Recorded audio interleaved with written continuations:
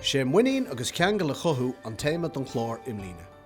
Tá an chlár saoirí ceappa chun a bheith ina eispéireas tainneamhach do ghaltaí agus do bhuail fórne a réin. Becheart an réin gníomhaíochtaí a bheith ag teach leis an téime imlíne, agus becheart deisina le ag ranfartíocht háilta lárnach thugra bhunaithe a láthair iontu.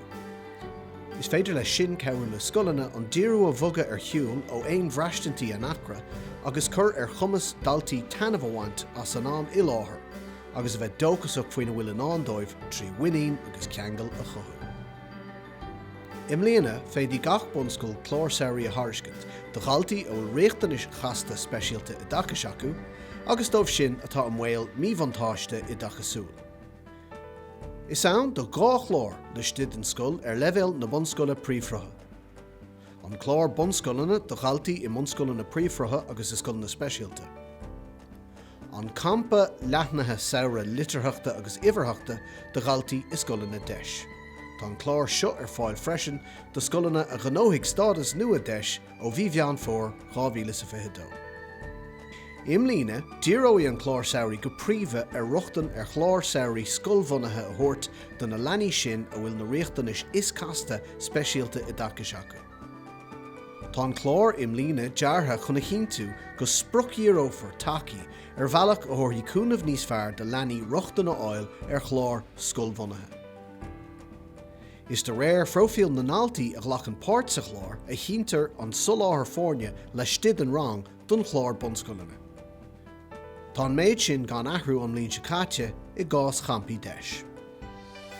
Tuair for ról nua mar agraí is teach mar chuid an chlár imlíne freisin, rud a ghlacaí áit na nuaireanta olbhacháin a bhí an imlínta roimhe, chun taú le scoileanna pleanála dhéanamh don chlár saoirí agus a ranfartíocht a thocrú i céim i bhfad níos luithe. Ahraíoch tedal an ormhuir seóra go banistóir an chlár saoirí freisin. Tá feimimena an róil sin mar an ggéine tríd a stríd leis na feimimena a bhí a gceist imlínta roimhe.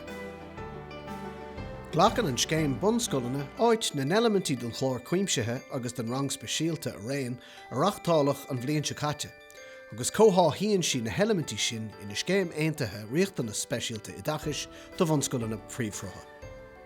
Féadfar an chlár Bhunscoileanna ar achtáil ar fad tréimhse idir 2 agus 4 seachtainna trá ar bith le linn na léitheanta saoire saoirí scoile. Féadí scoileanna grúpaí ina bhfuil suas le 2 éag dalta, múntóir amháin agus cúntóir riachtanas speisialta amháin a chruthú. Más rud é go mbeidh grúpaí cóidhéanta go príomha de ghaltaí ó rangan na speisialta áfach, féadfar méideanna grúpa a laidú chun go mbeidh siad ag teacht leis an ggóbheas múntóra is daltaí le linn na gnámhlíonn na scoile. Becheart de grúpaí a bheith cóidéanta de sús le 6 daltaí a bhfuil riachtanis casta acu, agus na háiteanna eile a leatháile ar ghaltaí atá an mhaol míbhantáiste i dtachasúil. Tugann an chlár Bhunscoileanna deis de scoileanna aig go thabhairt freisin ar na riachtanis atá ag daltaí imirceacha, a bhfuil drugscileanna béarla agus imeasca le na nárítar daltaí ón Ucrain. Más rud ag go mbeidh níos mó ná 6 leanaí a bhfuil riachtanis chasta acu ann, féadtí scoileanna a ranú grúpaí breise a chruthú agus iarratas a choláán nu acu ar an tairseach ceadúcháin ar líne. Chomh eile sin, féadtí scoileanna iarratas a dhéanamh ar hacaíocht bhreise cúntóir riachtanas speisialta chuna chinntiú go bhfaigh daltaí tacaíocht cúntóir riachtanas speisialta atá cosú leis an tacaíocht a aonn siad le linn na scoilbhliana.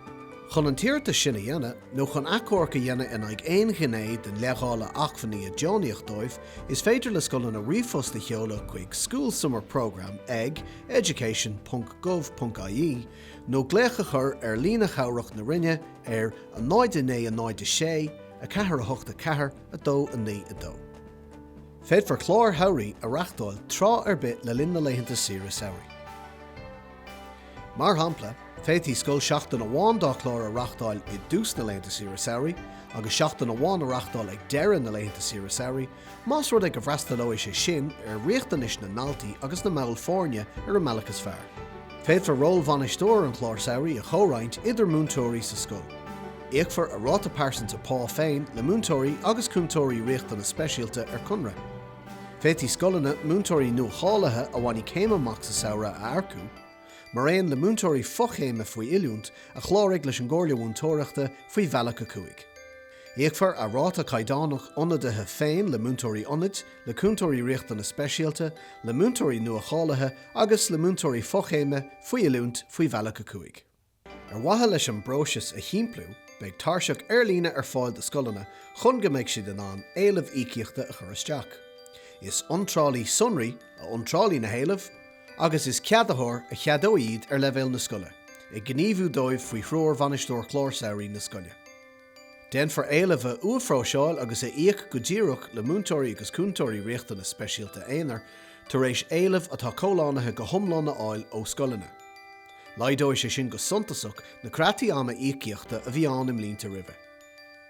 Soláthrófar iliúnt agus tróir de scoileanna agus dá neagrathe, is trí iliúnt airlíne a éascó for é sin. Beidh tarseach ceadacháin airlíne ar fáil de scoileanna ar gov.ie/summer programme. Tá siad de rogha ag scoileanna páirt a ghlacha in éon ceann de na chlár saoirí atá ar fáil dóibh. Tar éis de scoileanna chlárú de chlár gheobhaidh siad riomhphost ina sunrófar na hacmhainní fórne a leathála orthu. Féití scoileanna achorca dhéanamh a naig leatháiltaí achmhainní. Ní mór de scoileanna chlárú chun páirt a ghlacha sa chlár nó sa chlár atá ar fáil dóibh. Tá tilim Jon sonraí faoin na scéimeanna ar fáil ag gov.ie/summer programme. Le na áirítar fáisnéis faoin na tacaí atá ar fáil agus faoi conas is féidir le scoileanna iiritas a dhéanamh.